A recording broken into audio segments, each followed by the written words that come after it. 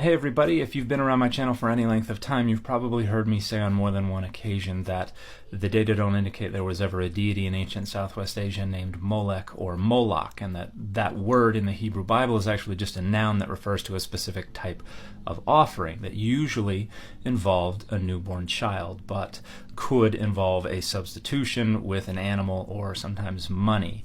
Now, the reason that this reading became popular, that this was the name of a deity, is because that helped obscure the original recipient of these offerings, which in many cases was likely Adonai, the God of Israel. And there are a couple of pieces of literary data that point in that direction. For instance, Exodus 22, 28, and 29, that's if you're looking in the Hebrew, it's verses 29 and 30 if you're looking in an English translation. This is one of the earliest layers of the covenant code. We have this requirement that Israelites give their firstborn to God, and then it says you must do the same thing with the firstborn of your cattle and your sheep. This is clearly a reference to sacrifice. Now, there are later literary layers like Exodus 13 and elsewhere where this gets renegotiated, where redemption is required, or where it's understood as a reference to commitment to the priesthood or something like that.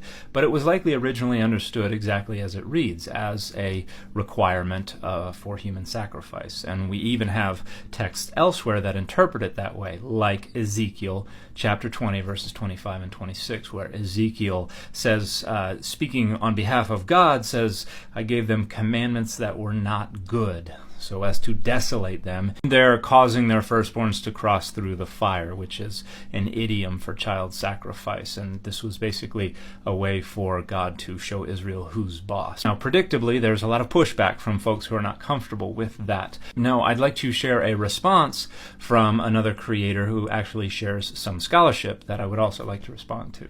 In this video, I want to focus specifically on the passage in Ezekiel. Does Ezekiel acknowledge that God at one time commanded Israel to sacrifice their children to him? Frankly, Dan's interpretation of this text strikes me as contrived and a little conspiratorial. All right, let's see it. For a better interpretation of the textual data, see this paper from Kelvin Freebell. As Freebell argues, in Ezekiel 20, 25 through 26, the author is not referring to laws that God gave to Israel to obey. This is obvious by the fact that throughout the chapter, the text makes a sharp distinction between God's laws that he gave at Sinai for his people to obey and these quote-unquote not good decrees in verse 25. So this is not the only response that offers an alternative reading to the child sacrifice reading. One that's actually cited more frequently is by Scott Hahn and John Bergsma from 2004, published in the Journal of Biblical Literature, that argues that the reference is actually to the Deuteronomistic literature as the laws that were not good, because they resulted in Israelites not offering the firstlings, not offering the best of the best, and so they could not live by that legislation. Now, the paper that this creator has cited comes from this 2005 Festschrift for Michael V. Fox, and the author of the paper is actually one of the editors of the volume, and it should be noted that Festschrifts tend to have a slightly lower peer review standard than a publication like the Journal of Biblical Literature. So I think the reason the other one gets cited more is because I think it is a little more rigorous. So the article that this creator is sharing makes a very technical case that is going to conclude that we should be understanding verse 25 not to refer to commandments and legislation that God gave Israel requiring them to sacrifice their children, but we should understand it to refer to decrees that God gave to Israel, basically announcing that they were going to go into exile and that God was going to declare them unclean, and because they were going into exile they would not be able to live, meaning they would not prosper, they would not multiply. And this argument has a foundation built on the observation that the two words that are generally translated statutes and commandments in this verse, chukim and mishpatim, are to be distinguished from the references elsewhere in the chapter to statutes and commandments that God gave to Israel at Sinai. And this distinction is based on three observations. The first observation is that in this couplet, chukim and mishpatim, chukim is a masculine plural. Elsewhere in the chapter, when that word is used to refer to God's statutes, it is in the feminine plural. It's chukot. The second observation is that elsewhere where it refers to God's statutes and commandments, God says, my statutes and my commandments. So there is a possessive suffix attached to the word, and that's not the case in verse 25. And finally, elsewhere in the chapter, when it refers to God's statutes and commandments, there's a verse that says, you will live by them. Whereas in verse 25, it says these chukim and mishpatim, they could not live by them. So based on these three observations, the article is saying we have to look elsewhere to better understand what this reference to chukim and mishpatim is.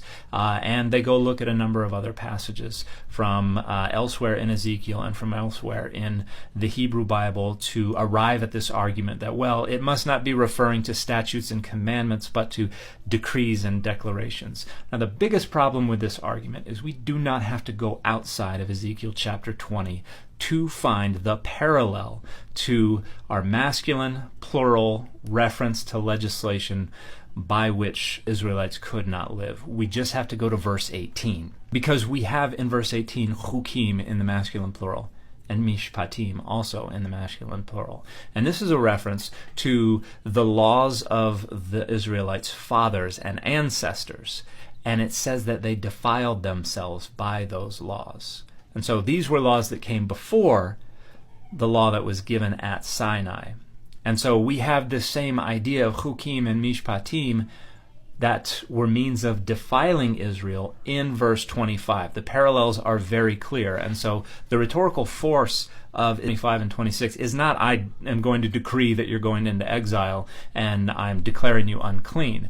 The idea is you used to live by your ancestors' statutes and commandments, not from me, but from the world around them, and that caused them to worship other gods, and that caused them to sacrifice their children, and that caused them to defile themselves. Then I gave you my statutes and commandments by which you were going to be able to live, and you have been disobeying me. And so what I'm going to do is give you those statutes and commandments from before by which you can't live, and I am going to defile you. So basically, that law that I gave you, I'm going to slap another layer onto it, and it's going to be legislation that your ancestors followed, basically requiring you to go sacrifice your children. And that is how I am going to defile you.